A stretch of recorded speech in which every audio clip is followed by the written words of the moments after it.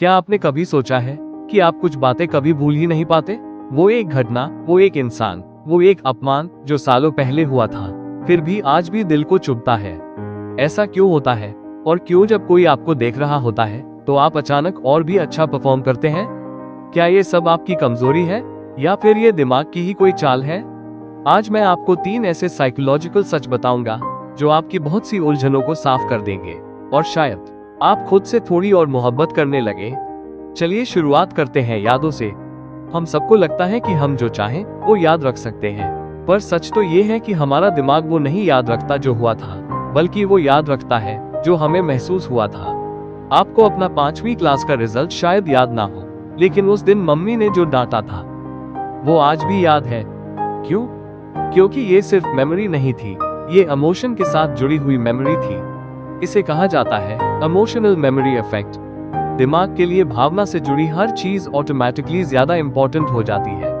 वो पहली बार जब किसी ने आपको बेवकूफ कहा था, वो दिन जब किसी ने बिना वजह आपकी तुलना की थी, या जब आपने अपने पिता से अप्रूवल की उम्मीद की थी और वो चुप रहे। ये सब छोटी बातें नहीं थी आपके लिए, ये डिफाइनिंग मोमेंट्स थे।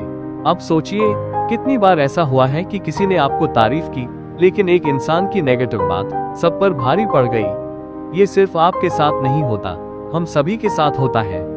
इसे कहते हैं नेगेटिविटी बायस।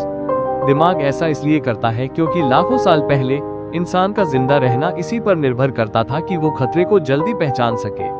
आज शेर नहीं है, लेकिन रिजेक्शन, एम्बैरेसमेंट और फेलियर ये हमारे नए खतरे हैं, और दिमाग इनसे बचाने के लिए हाइपर अलर्ट रहता है। इसलिए हम बार बार वही बातें दोहराते हैं जो हमें हर्ट करती है, और फिर हम खुद को कहते हैं मैं ओवरथिंकर हूँ, मैं बहुत सोचता हूँ, मैं बहुत कमजोर हूँ। पर सच ये है, आप कमजोर नहीं है, आप इंसान है।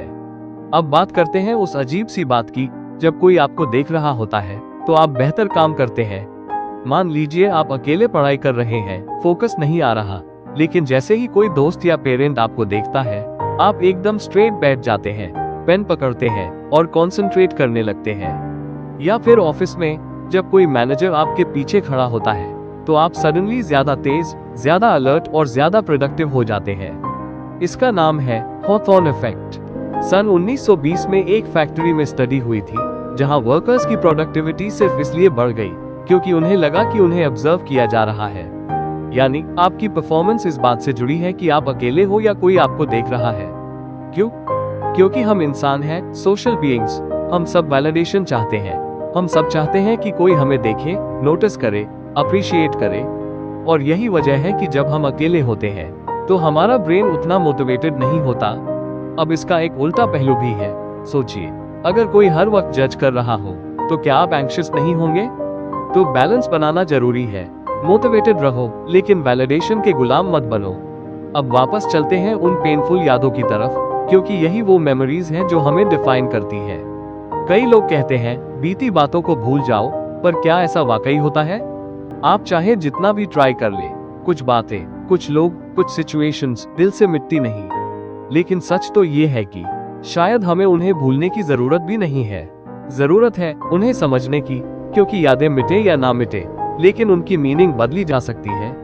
अगर कोई आपको छोड़ गया तो इसका ये मतलब नहीं कि आप कमजोर थे। हो सकता है आप उस चैप्टर से बाहर आने के लिए स्ट्रॉन्ग थे।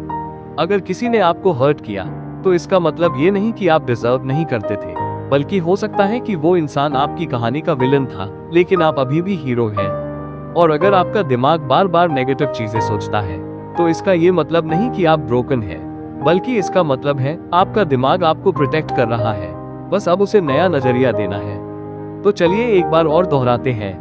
हम वही याद रखते हैं जो हमें महसूस होता है। हम उन्हीं बातों को रिपीट करते हैं जो हमें हर्ट करती हैं, और हम तब सबसे बेहतर परफॉर्म करते हैं जब हमें लगता है कि कोई देख रहा है।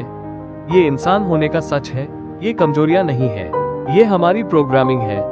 अब सवाल ये है, क्या आप इस प्रोग्राम को समझना चाहेंगे? क्या आप अपने दिमाग के साथ दुश्मनी नहीं, दोस्ती करना चाहेंगे?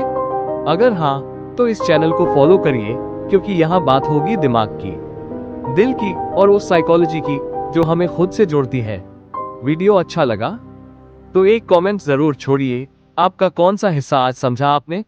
शायद वही हिस्सा जो अब तक मिसअंडरस्टूड था।